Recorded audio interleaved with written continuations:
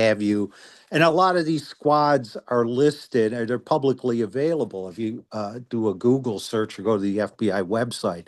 So the Second Circuit, I might add, these are all so-called liberal appointees. You know, you had a Clinton appointee, and you had an Obama appointee, and then you had brain dead Biden appointee.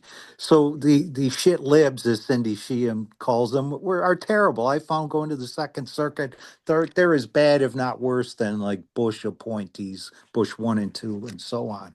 So I, I So what? really I really appreciate that you had sent me the decision so that I could Yes, look at it. And I think that what stood out to me the most, it is all interesting, but just that the court had mentioned or had stated that we must assume that all investigatory records of the FBI were compiled for a law enforcement purpose. And then they went on to yes. say, even in the event a court determined such records were compiled in the course of an unwise, meritless, or even an illegal investigation. Now, this is interesting because we've seen so many mistakes from the FBI not catching many violent people that have killed a lot of people. And so, how can the courts continue to say if it's unwise or meritless? I mean, how is that a proper use of tax dollars? Well, they claim the statute doesn't allow the courts to analyze the legitimacy of the FBI probe. They claim I mean, there are some courts that have, not this circuit, but there are some courts that have said, hey, we should look at the basis of the investigation. Was it something launched under the FBI's notorious counterintelligence program? But in this case, in spite of the fact it was mass media coverage, it was clearly a probe that was politically motivated, the court won't take that into consideration. They would just assume, oh, yes, this was a legitimate domestic terrorism probe. And if they invoke B7 exemption, we have no authority to question the legitimacy of the investigation. So we lost that argument. And then on the attorney fees issue, most people don't realize when, there's main files and then there's these cross reference or C reference files. So there may not be a file on me, but I'm referenced in Anthony Bainey's file. So the FBI, even if you specifically asked for them to conduct a cross reference search or a C reference search, they won't do it unless you bring a lawsuit. So one of the arguments for attorney fees was that if we hadn't filed suit, they wouldn't have conducted that cross-reference search that we requested initially. And the FBI, the court totally ignored that argument. And then the other thing is when we submitted Nate Buckley's original FOIA request, we had included these Form 361s. It's a DOJ form that authorizes a person would sign that, and they would authorize an agency such as the FBI to release records relating to them to a third party. So myself and others, people we thought might be mentioned in Nate Buckley's file, we signed these Form 361s, and we included those with our original request.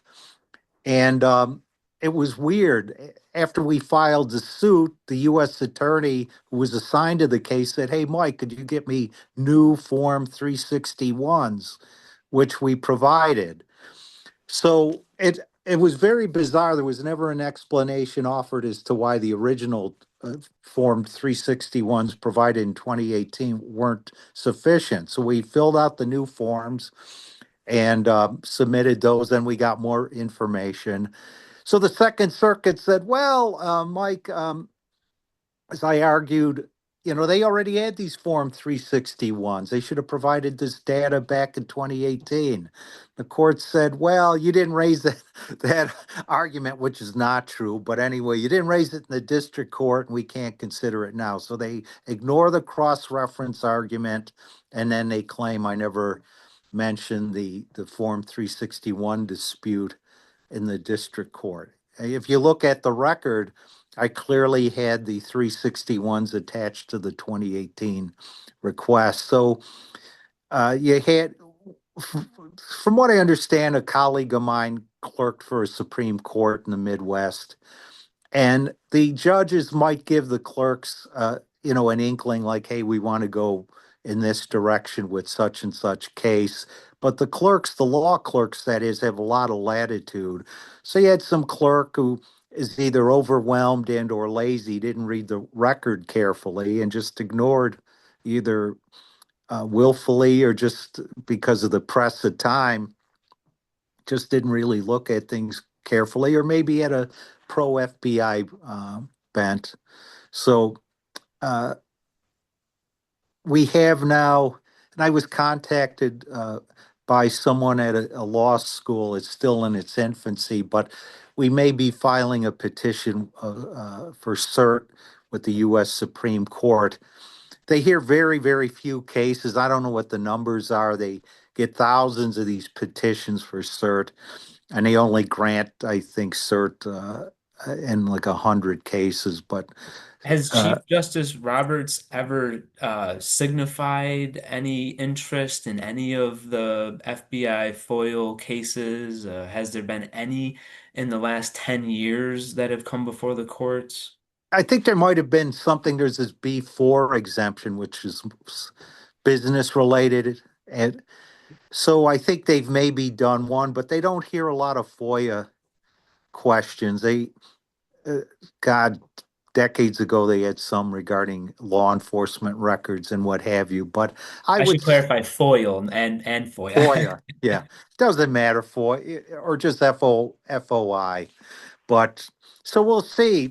Hopefully this pans out. If nothing else, even if I filed petitions with the certain in the past. I tried to get many years ago, tried to get attorney fees for pro se litigants. A pro se litigant is someone who acts as his or her own attorney.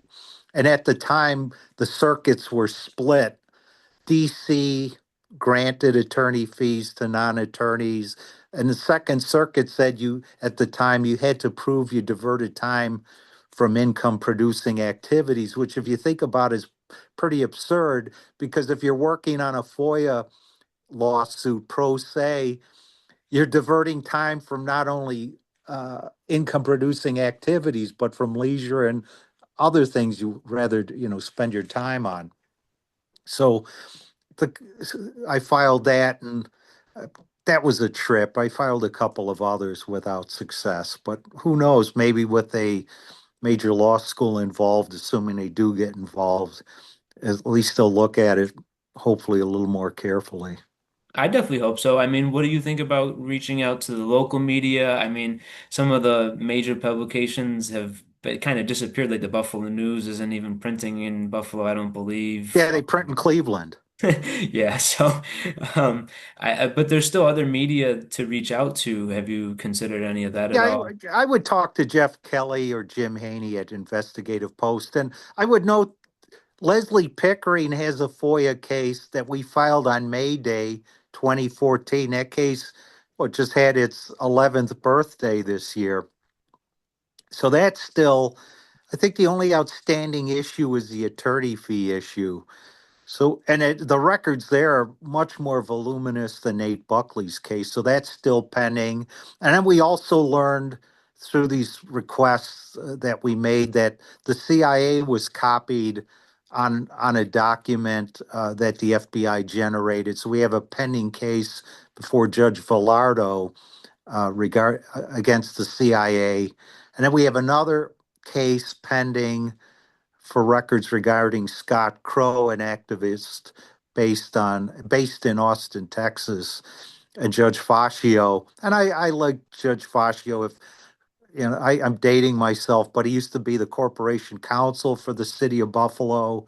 He was the dean at Notre Dame, ran for mayor, and then he's been the magistrate judge for years, but he doesn't move too quickly. So the Scott Crow FOIA case has been, he's just one little minor issue. He's been sitting on it for years, and you don't like, there's no statute that says a federal judge has to rule within a certain time frame. So you don't want to push too hard because then they're like, okay, you want a decision? Here it is, denied. So we still have that pending, and I'm helping Laurel Krauss, whose sister was assassinated in Kent State in May of 1970, and I'm getting about every couple of months or month 500 pages regarding that case. So we still have some stuff pending, and we'll keep plugging away. That's all we can do. So, in terms of the records that have been looked through, are there a lot of them heavy redacted? Like I'm looking at the decision, it looks like there was 54 pages for Nate Buckley's case that were released. What type of information do you think was the most beneficial that you were able to get from those records? Well, we learned that the bookstore was subject to physical surveillance, that they had undercover people attend presentations that were made at the bookstore. The fact, including attorney mail I sent to Leslie, was being copied. Uh, and they were how the FBI was meeting with Upham and Lloyd. They're very and uh, we learn more about that. It's very frightening that you just go to a bookstore and then it's being monitored by the FBI, and they're sending undercover agents and informants to events. It's very troubling to me. Yeah, I agree with that.